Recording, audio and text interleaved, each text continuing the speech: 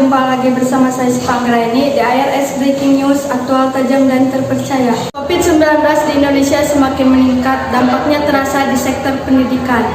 Beberapa sekolah menerapkan pembelajaran daring. Maka dari itu kita telah terhubung dengan Saudara Reja di lokasi bersama narasumber berada. Oke, baik Sipa, saya sudah terhubung dengan narasumber berada. Apa kabarnya Pak? Alhamdulillah, luar biasa. Alhamdulillah saya baik-baik saja dan kabar baik juga untuk Anda mungkin. Pak, gimana pendapat Bapak tentang pembelajaran daring? Pendapat saya berkaitan dengan pembelajaran daring, banyak sekali tantangan serta kendala-kendala yang ditemui. Salah satunya berkaitan dengan fasilitas yang ada. Jadi kalau pembelajaran daring itu setiap siswa harus memiliki fasilitas handphone, kuota, dan hal penunjang lainnya. Oleh karena itu, pembelajaran daring ini menurut saya pribadi ribet lah. Jadi lebih baik kita itu harus belajar tatap muka seperti normal, seperti biasanya di sekolah. Jadi pembelajaran daring itu sedikit mengganggu karena terkendala dengan fasilitas yang ada, khususnya bagi para siswa. Seperti itu. Kalau yang Bapak rasakan selama pembelajaran daring apa? Yang Bapak rasakan sendiri selama pembelajaran daring luar biasa, dalam artian ada siswa yang rajin, ada siswa yang tidak rajin, dan begitu banyak sekali kendala-kendala, terutama permasalahan yang siswa hadapi. Salah satunya tadi kembali yaitu fasilitas yang ada. Tapi mungkin sebagai seorang pendidik, kami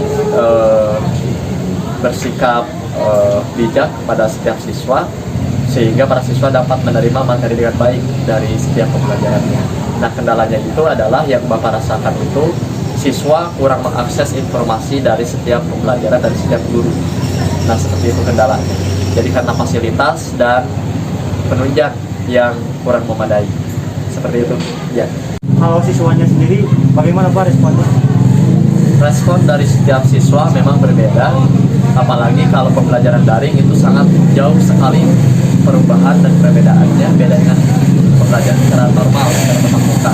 Di pembelajaran daring banyak siswa yang mengeluh karena akses yang mereka dapatkan ya dari penunjang yang mereka miliki, sehingga siswa terkendala dengan proses belajar mengajarnya. Bukan hanya dengan guru, bukan hanya siswa, tapi seluruh elemen yang berkaitan dengan pendidikan sama terhambat. Apakah dari jaringan, apakah dari penyampaian, apakah dari materi yang disampaikan. Pembelajaran daring begitu sangat menyiksa bagi seluruh pendidik ataupun para peserta didik. Gimana kalau pembelajaran dilakukan secara tatap muka? Ya, alhamdulillah kalau memang itu adalah rencana pemerintah dilakukan pembelajaran secara tatap muka, berarti setiap guru dan setiap siswa akan belajar secara normal. Artinya akan kembali seperti kondisi semula di mana pembelajaran dilakukan secara face to face, yaitu secara langsung. Jadi akan ada pembimbingan secara langsung, akan ada interaksi secara langsung, dan akses yang mereka dapat pun akan secara lebih luas dan lebih terarah juga dibandingkan dengan pembelajaran secara daring. Banyak sekali hambatan dan rintangan serta problem yang ada. Tetapi kalau pembelajaran secara tatap muka itu justru akan lebih menguntungkan baik bagi gurunya ataupun bagi siswanya. Mungkin itu. Kalau kesiapan sendiri sekolah gimana Pak? Secara keseluruhan sekolah akan siap untuk memfasilitasi pembelajaran tatap muka dengan salah satunya menerapkan prokes, yaitu protokol kesehatan terdiri dari itu ada wastafel, mencuci tangan tiap hari, kemudian pakai masker, memakai hand sanitizer, kemudian menjaga jarak juga. Mudah-mudahan tidak hanya 50% untuk tatap muka, tetapi secara 100%, sehingga seluruh siswa tidak hanya di shift, tapi secara bersamaan bisa belajar tatap muka di sekolah. Seperti itu. Adakah resiko yang akan muncul ketika pembelajaran tatap muka? Ya, tentu resiko pasti ada. Salah satunya memang kita mengkhawatirkan setiap siswa mungkin terjangkit berkaitan dengan virus COVID-19 ini.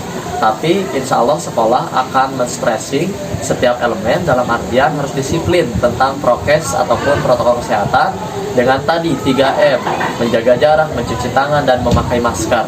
Nah, kalau sekolah seperti itu, insya Allah pembelajaran tatap muka bisa diminimalisir dan pembelajaran akan optimal dilakukan secara langsung di sekolah. Apakah harapan Bapak untuk pendidikan Indonesia saat ini untuk ke Kedepannya kami berharap sebagai tenaga pendidik, pembelajaran ataupun pendidikan di Indonesia semakin meningkat dan semakin maju. Terutama kami berharap kepada pemerintah berkaitan dengan kesejahteraan setiap guru harus lebih ditingkatkan, sehingga nanti mutu pembelajaran yang akan diterapkan pada siswa akan semakin optimal dan semakin maju. Maka dari itu kami berharap kepada pemerintah untuk pendidikan tolong untuk diperhatikan, sehingga setiap elemen yang ada dalam pendidikan itu, baik guru ataupun siswa ataupun lembaga dan pemerintah, semuanya bersinergis dengan baik, sehingga kualitas pendidikan Indonesia akan semakin meningkat dan baik dan maju. Terima kasih Pak atas waktunya. Ya, saya pun ucapkan sama-sama, semoga sukses dan sehat untuk kita semua ya. Kita kembali lagi ke studio. Oke, terima kasih Saudara Reja. Demikian berita yang dapat saya sampaikan. Saya Sipa dan kru yang bertugas pamit undur diri. Terima kasih.